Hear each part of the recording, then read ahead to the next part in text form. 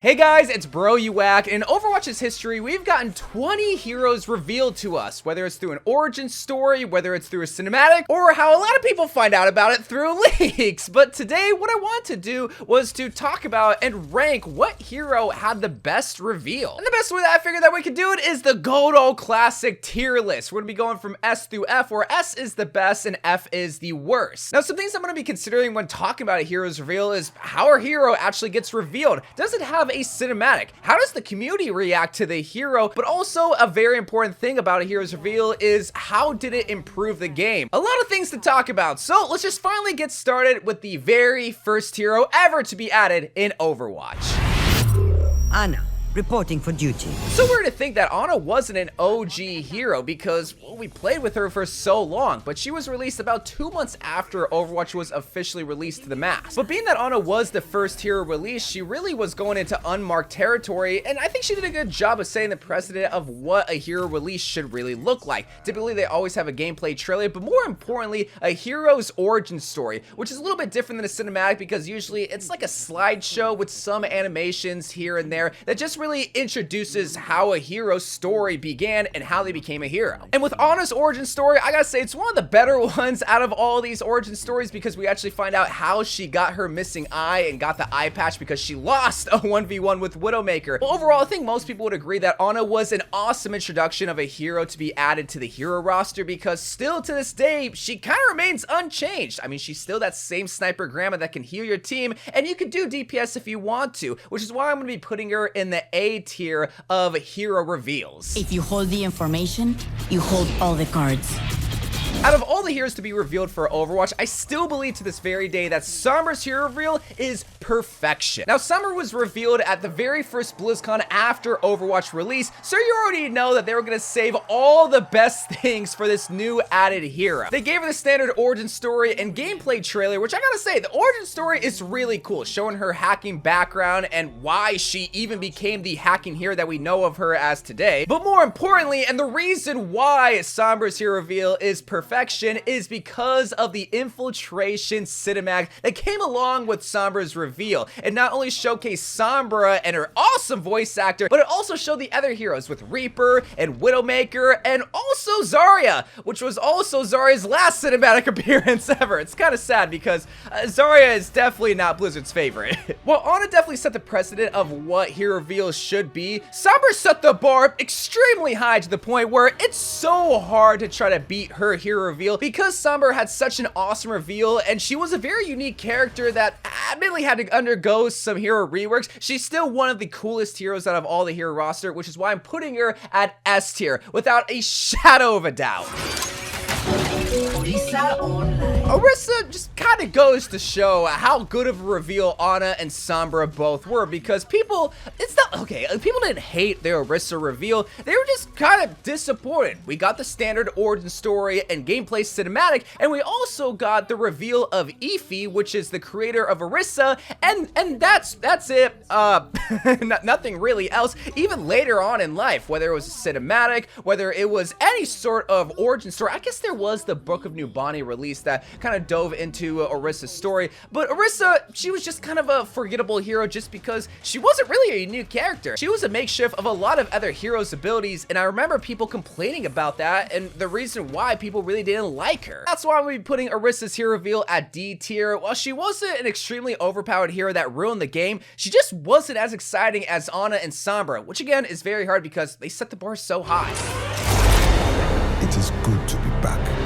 Orisa admittedly was just a hiccup, but Doomfist put us back on the map, not only with an awesome origin story and gameplay trailer, but a very unique cinematic. See, up until this point, we had these high-quality, realistic type of cinematics, but Doomfist brought our very first animated short, like a true anime of Doomfist fighting Overwatch characters like Genji, Winston, and Tracer. And it's really that animated short that made Doomfist's reveal so awesome, but it also helped that Doomfist was just such a cool hero, coming out of already existing Overwatch lore with the Doomfist being, well, now owned by Doomfist. Like, the Fist of Doom is the Doomfist of a fist, that Doomfist fist. We also got some changes to Nubani with Orisa getting slammed into the wall and the Doomfist gauntlet getting removed from the payload. Overall, Doomfist, he was an awesome character. People love Doomfist, and it's still, people love Doomfist. He's definitely a fan favorite, so that's why we're putting him right next to Ana in the A tier, just because he came with so much, and he was a dope character. I just wish Terry Crews actually voiced him, because that's the only reason why it's preventing him from going to S tier, is because they didn't get the voice actor that we all originally wanted. Moira was the very first Blackwatch hero to be revealed. While we had the Blackwatch organization with Cassidy, Genji, and Reaper, Moira was the first character to be added and then eventually turned to Talon. And we see that in her origin story that, well, Overwatch, the organization, they were trying to hold back her studies and trying to stop the advancement of human discovery. But that's all that we saw in regards of Moira's story, because surprisingly, we didn't get a Moira cinematic with this BlizzCon, but rather a Reinhardt cinematic, which is still a fantastic cinematic, where eventually we saw the next hero get revealed. But overall, Moira, she's a cool hero, but there was just nothing really of substance with her, which is why I'm putting her in the C tier, because, well, just like her gameplay, she's just very stagnant. You just suck, you heal, but you don't really change the game. You're just there. Can't let him fight alone. Just doing my part. Brigitte, oh, this was a hero reveal to remember. So the actual reveal, which again, I'm not just considering the first day that the hero was revealed, but rather the first month or first couple of months that the hero was introduced into the game. And this one was the most memorable one for all the wrong reasons. Initially, Brigitte didn't break the game, but eventually people would find out about this GOATS composition. Basically, you would have 3 tanks and 3 supports, where Brigitte was the backbone. You couldn't run GOATS without the Brigitte, and it's all because Brigitte provided so much support while doing damage. I know nowadays that we have tons of DPS support characters that can still provide support, but this was unlike any other support. Not only that, but she was extremely tanky and just really somebody that a lot of people abused for months on end. And another thing that made the Brigitte hero reveal even more sadder was that people sent death threats to the voice actor of Brigitte, which I'm so glad doesn't happen that often. I don't know if that happened with the Mauga voice actor. I didn't hear anything about it, but it was just so sad because the Brigitte voice actor is just a sweet girl that loved Overwatch, and I'm sure got jaded by the community after seeing her hero get revealed and then just get hated that much. Out of all heroes to get released, I gotta say that Brigitte is probably, it's not the worst one, but just had the worst reveal and the worst effect on the game, which is why I'm putting her in the F tier, just because if Brigitte didn't get revealed, I think Overwatch probably would have thrived a lot more, just because this is a hero that just did a lot more bad than good. Hammond is the first and so far only animal hero to be added into Overwatch, and unlike Brigitte, I don't think Hammond broke the game at all, but he did bring a unique element into the game, which is physics, which is swinging around with your wrecking ball, which is something that no hero really does. Hammond, of course, came with an origin story that probably revealed more about Overwatch than the actual hero itself in regards of Junker Town, but also a future Overwatch 2 character with Junker Queen. And the gameplay, like I mentioned before, very unique, but more importantly, what I like most about Hammond is that he's just adorable. I don't know, like, he's just an adorable character, and the fact that we came from such a hated hero to, I would say, a loved hero like Hammond, just because he's so adorable, deserves to be in the B tier of hero reveals. But nothing would prepare us for what would eventually be considered the sexiest hero to be revealed. Bob, do something! Bob is the true star of the show and is the reason why so many people tuned in to the BlizzCon announcement of the new hero Ashe, when it should be considered the new hero Bob. Jeff Kaplan did hint at the idea that maybe Bob could be a playable character, but eventually would just lead into Ashe's ultimate. Ashe, just like Sombra, came with an origin story, which is surprisingly sad. Even though she has this rough and tough and attitude and an awesome voice actor that's still one of my favorite in the whole entire game, her backstory is relatively very depressing. We also got a gameplay trailer which revealed Bob in all of his glory, but more importantly, one of the greatest cinematics to ever hit the Overwatch universe, the reunion cinematic featuring our favorite cowboy Cassidy and also Ashe. Overall, people loved Ashe, and people still love Ashe to this day. She didn't break the game like Brigitte, had an awesome cinematic to go alongside of it, and was just a cool character, which is why I'm putting her right next to Sombra and the S tier of hero reveals. Someone has to keep you alive.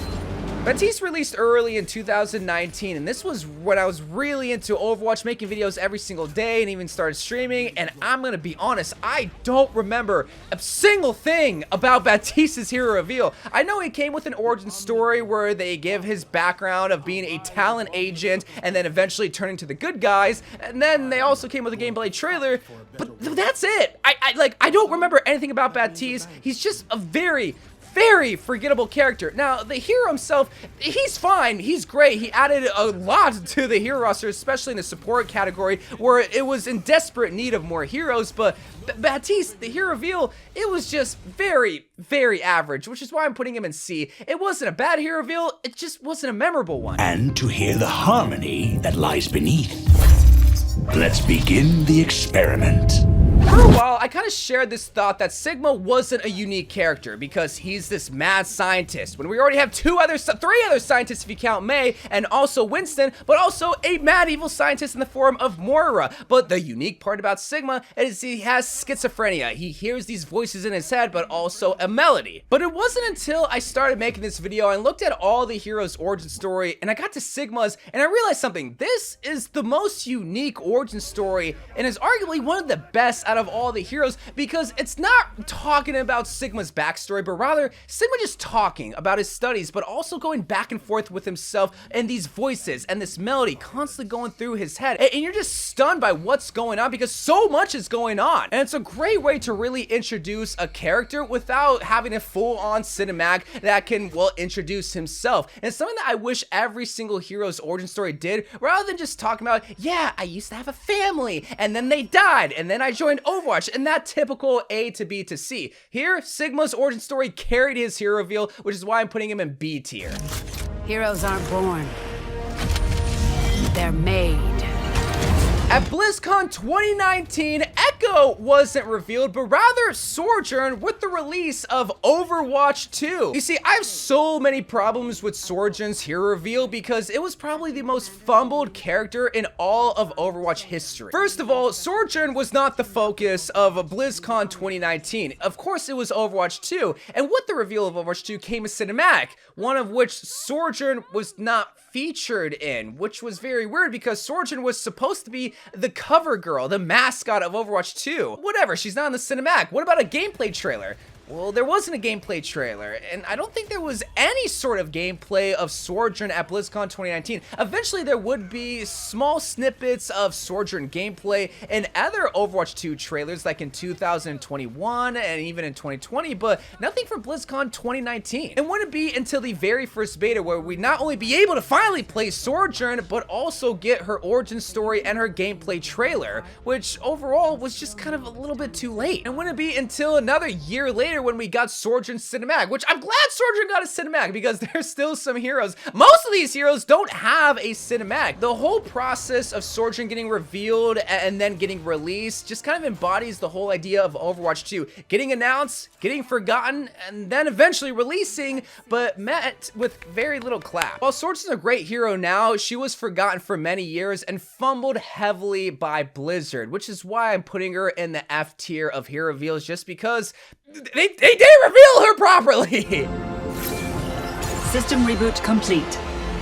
Echo came out during the beginning of the pandemic. You know that 2-week period when you're supposed to go home and play video games? Well, Echo was there to greet you and then eventually hold your hand throughout the whole pandemic, and also hold your hand throughout the end of Overwatch 1 because she was the last hero revealed for Overwatch 1. She came out with the typical origin story and also a gameplay trailer, but she kind of had a cinematic kind of in the reunion trailer with Ashe and Cassidy, while she was only in it for like a minute, Echo was a great addition to the hero roster. She provided another flight character alongside Farah and had an awesome and unique ultimate where you were finally able to copy the enemy team, which I have been trying to advocate for years up until that point. But the thing is though, she really didn't provide anything of uniqueness when it came to hero reveal, which is why I'm putting her in the C tier. She was just a great hero to end off Overwatch 1 hero reveals. To the apocalypse. The hero reveal that Junker Queen got should have been what Sojourn got in the first place, and I'm glad that Junker Queen eventually brought us into normal hero reveals, because not only did we get an awesome origin story with a banging soundtrack, but also gameplay that just had you thirsting for Overwatch 2.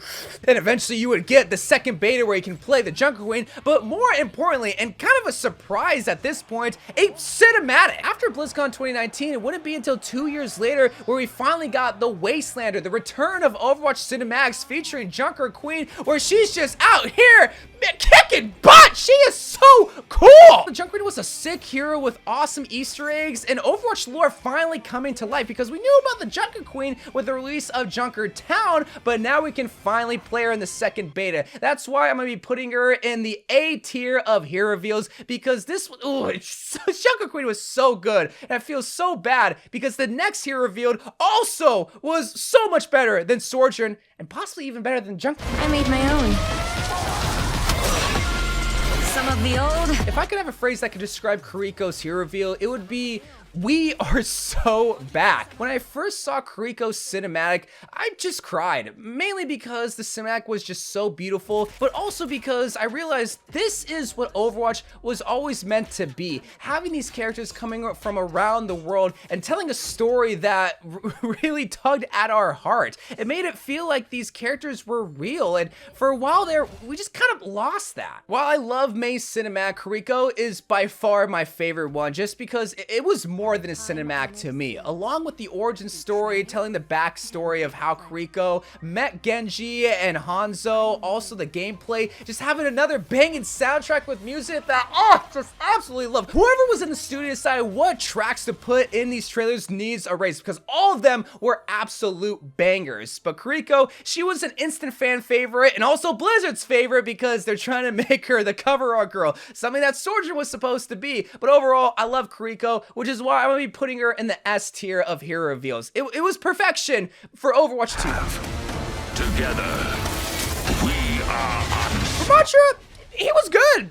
I don't know, man. It's kind of hard to follow up such awesome reveals in the form of the Junker Queen and Kiriko, but Ramattra, I think he held his own. But what I like most about Ramattra's origin story is that it obviously gives the perspective of Ramattra and why he's fighting, but also questions our perception of Ramattra. Is he actually the bad guy? Is he actually fighting for an evil cause, or is he just fighting for his people? Because at the end of the day, aren't all these heroes just fighting for their people? What makes Ramattra any different? Well, at the beginning of Ramattra's life, he was a terrible tank. They quickly made him into a viable 5v5 tank. What I mean by that is a good off tank and a main tank. And he also added Zenyatta lore, which we desperately needed. So that's why I'm going to be putting him in the B tier of heroes. He was just a solid tank, unlike this next hero that got revealed. Being down just makes the comeback all the more exciting. If I could just use one word to describe Lifeweaver and his hero reveal, it would be flop. He was the biggest flop hero ever to be released. Lifeweaver was just straight up bad. There was no other way to put it. His healing was atrocious. His damage was non-existent. His abilities were confusing and cumbersome. Lifeweaver, he was just not a good hero reveal. He came with an origin story which was very beautiful. Every single scene could be a poster, and the gameplay trailer, they showed off his sexy side, luckily, but that's all he really brought to the table, was a hero with great looks. But other than that, he was gonna bring a lot of losses to you, which is why I'm definitely gonna be putting him in the D tier of hero reveals. The only reason why I'm not putting him in F is that the only thing that got wrong was how good he was. I am Illari, and I am the last. child. With back-to-back supports to be revealed, Illari was everything that Lifeweaver should have been. A good, solid support character that people actually had fun playing. While Illari didn't really have anything special in the form like a cinematic or animated short, she did have an origin story which was not only depressing, but slightly funny, I'm not gonna lie, because memes came out of her killing her whole entire village, but she was this beautiful character that had an awesome hero kit that really encouraged you to play DPS first and heal second. And that's the thing about Overwatch 2 that I think people slowly adopted, was the idea of healing less and killing more, because that's more fun. I'm just gonna admit it. But the best part about Illari, she was just balanced right out the gate. Yeah, some people thought she was overpowered, but you had to be good to make Illari good. If you were bad, well, she was gonna be bad. That's why I'm putting her in the B tier of hero reveals, because this is the base, the standard of hero reveals, and also just hero creation is making a good balanced hero, unlike this next hero.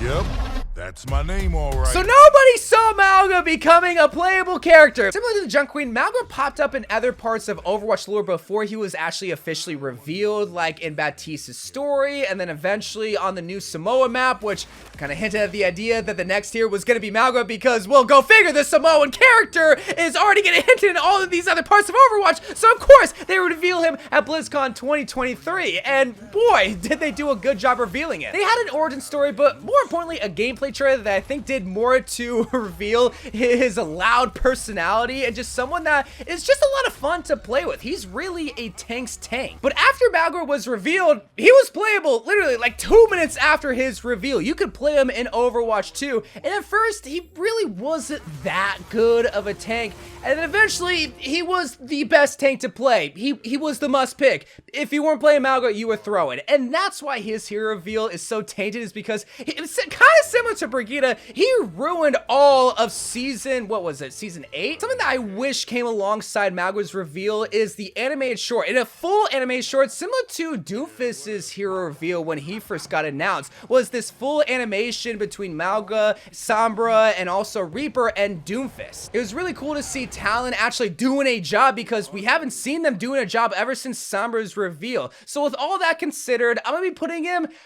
I want to put him in B tier, but so much came with Mauga that I'm going to put it in A tier. If he didn't ruin the meta, I would be so much more confident with my A pick, but man, he's just so cool. He had so much cool stuff at BlizzCon. But along with Mauga, 2 other heroes surprisingly got revealed. Great way to escape. It's also a great way to get in close. Yeah, there's not really any cool like trailer to go alongside Venture and the Space Girl hero. They just got announced, and I gotta say, while this does help prevent leaks in the future, when it comes to announcing the hero, it's pretty lame. Now, something that I don't really like about Ventures and also the Space Girl hero's reveal is that they did it not during the main presentation of Overwatch, but rather during a non-important presentation with developers. So it was kind of weird to see gameplay of Venture come out, because oh wow, hey, they revealed the hero, but a lot of people really didn't get to see it. And Space Girl, they didn't showcase any gameplay of her, they just showed the artwork. I'm gonna be honest, I'm gonna put both of them at the F tier just because they didn't really have much substance. But hot gamer boys and e-girls everywhere, that is my list of all the hero reveals in Overwatch's history. And overall, we had more good hero reveals than bad ones, but sometimes a hero doesn't get a perfect hero reveal, unlike Sombra, Ashe, and Kiriko. But sometimes that's okay, because when we do get a perfect reveal, we just appreciate it that much more. But let me know what your favorite hero reveal was. Until next time, I love you guys. Thank you guys for watching more Overwatch 2 videos to come,